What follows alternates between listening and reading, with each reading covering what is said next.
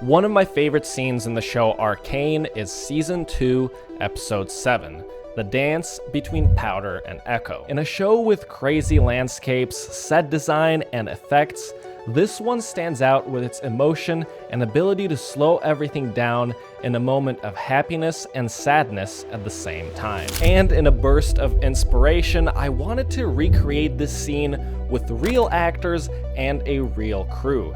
I've done it before, so it should be pretty simple. Looking at the scene, you have only two main actors, a black room, and a simple dance.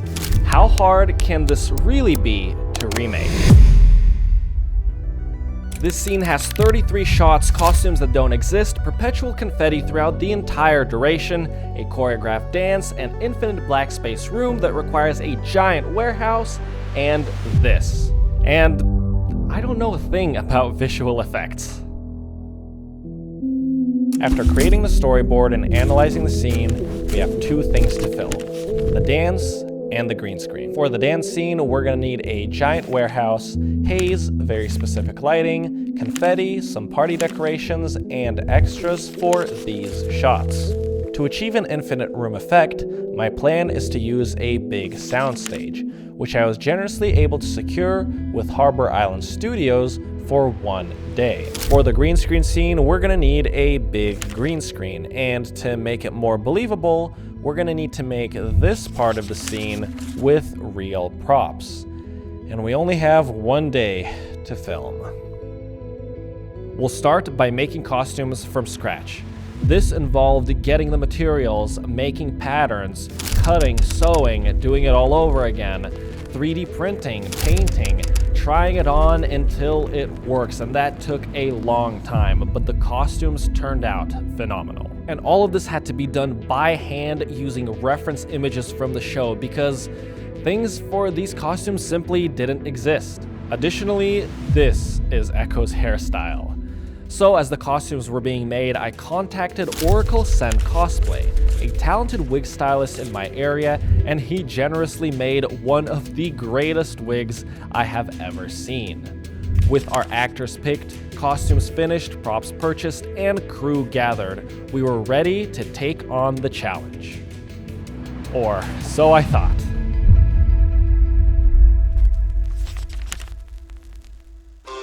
We'll start by setting up our scene with party props and getting our equipment ready. It may look like I know what I'm doing. Don't be fooled. Hey man, fake it till you make it, right? That's right. One thing that is especially useful are these balloons. They create nice light reflections, giving us this in our shot, which made the background of all the shots a lot more interesting. He does walk in the frame here. We need to not forget that. Dude. He puts it down like this, and then he stands up and walks out of frame. If we set up in that. 3, 2, 1, action.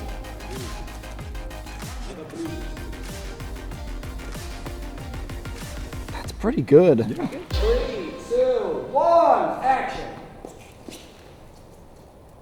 How was that? The confetti falls fast, as he said. Yeah. Playback.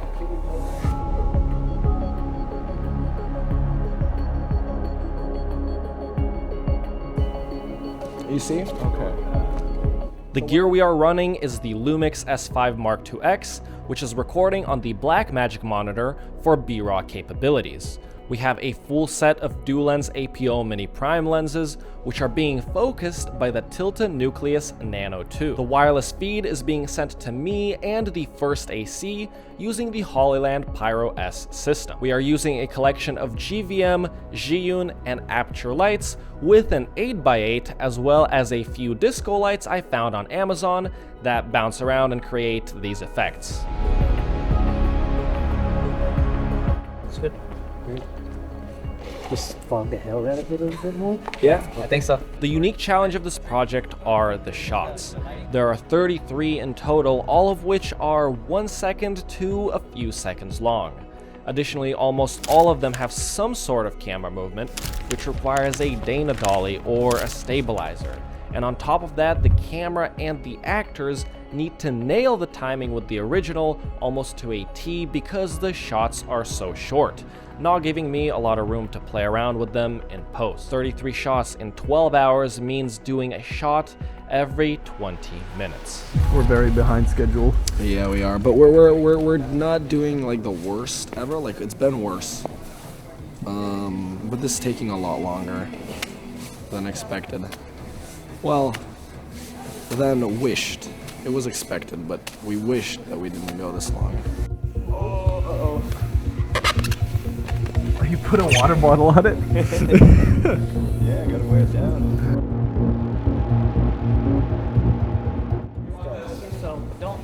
Okay, just keep it. This shoot became challenging very quickly.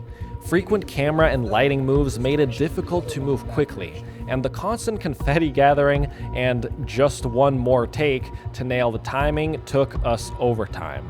So we had to ask for permission to shoot until the deep night, and we were given it, and we continued grinding with our crew.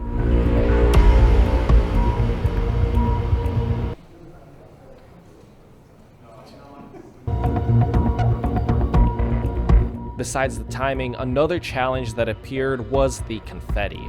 We only have so many confetti poppers, and some shots are so close up that too much confetti looks pretty bad. So we had to pick up used confetti and throw it from a ladder to make it work. And I hope we never have to do that again. 3, 2, 1, action! Big move! Stand! I think this is good enough. And we call it. Okay. This first popper might be a dud. Action!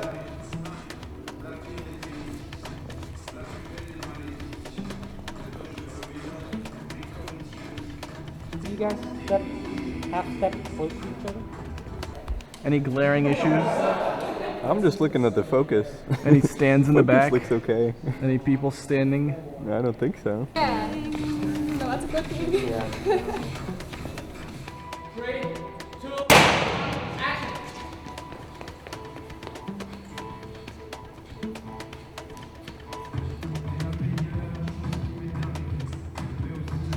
The final shot we had to get was this. You can probably see a problem. We don't have a crane. Not only does the shot need to be way up in the air, but it also needs to be spinning. The solution was not simple. Get a giant stand, boom it up high with a long pole, tie it to itself, attach a stabilizer with the camera to the end of it, point it down, remote control the spin from my phone, and hope it doesn't fall. Give us an update. This is the sketchiest rig you're ever gonna make. We need a top-down shot, but it also has to rotate. So we put it on a gimbal, which is connected to my phone. And we need this monitor on here and the transmitter so we can see. And we're gonna boom it onto that. And the whole thing works. 3, 2, 1, action, go ahead.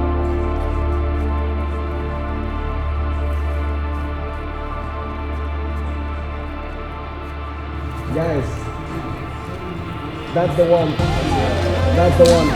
Hell yeah. With that out of the way, we moved on to our green screen shots, which were pretty easy considering what we just had to do. We managed to make a pretty convincing foreground with some props. It's really a shame the duration of the shot is only 4 seconds. And with that, the shoot was over and I moved on to the editing. This is where I had to make an important decision. The shots and timing were great, but what the animation has is this slow shutter effect called the Huang Y effect. The effect uses a slow shutter speed with low FPS to achieve the dreamy, stuttery, and motion blurred look. The problem with this is if you do it traditionally with moving characters and a moving camera, all you get is blur. The animation is able to get away with it though because it's animated, so they blur what they want and keep the characters nice and sharp. So I could either keep it how it is or do a stutter effect in post, which would give me this. technically correct, but doesn't translate great to live action. So I ultimately decided to exclude the stutter from my live action version. After cutting, timing, and coloring the dance scene, I moved on to this: visual effects. I am really not great at them, so I gave it a valiant attempt, and needless to say, I fell very short. The hair, the fence, and the out-of-focus parts made it really difficult for me as a beginner with VFX to get a clean key, let alone integrate it with my background, which I made in Photoshop. And to be honest, it wasn't that bad. At least, I don't know. So I called upon Blake, a local VFX wizard who not only got the perfect key, but also built the whole background in 3D and composed everything together to take the final shot to this. And finally, it was complete. A full 3-minute recreation of the Arcane scene in live action. I couldn't have done it without the determined cast and crew, and this project really shows just how much collaboration means on set. It was an awesome experience working with all of them, and before I show you the final result, there is no sponsor on this video, and this will definitely be getting demonetized because of the song in the scene. So for those that want to support me and future projects like this, I created a movie poster and 2 wallpapers that you can pick up on my Ko-fi page for $5 or more, and the link will be in the description. And now, let's see the final result. Enjoy. Pire chose qui m'est arrivée, ce jour où je t'ai rencontré, j'aurais peut-être préféré que ce jour ne soit jamais arrivé. La pire des bénédictions, la plus belle des malédictions. De toi je devrais m'éloigner, mais comme dit le dicton, plutôt qu'être seul, mieux vaut être mal accompagné. Tu sais ce qu'on dit, sois près de tes amis les plus chers, mais aussi encore plus près de tes adversaires. Mais ma meilleure ennemie c'est toi, fuis-moi. Le pire c'est toi et moi. Et si tu cherches encore à voir, oublie-moi. Le pire c'est toi et moi.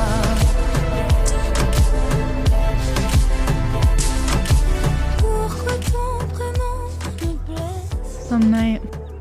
It's beautiful. Where'd you learn those moves? I was just following your lead. Ah, he's got lines. Hey, I just want to thank you. You know, for everything. I used to dream the Undercity could be like this. Somewhere I got consumed by all the ways that it wasn't. I gave up on it. Gave up on you. I've never seen you give up on anything, Ekko. You ever wish you could just stay in one moment? Sometimes taking a leap forward means leaving a few things behind. I promise I'll never forget this. You better not. Sorry, No, I it's fine. Can we just pretend like it's the first time? Encore plus près de tes adversaires. Mais ma meilleure ennemie c'est toi, fuis-moi.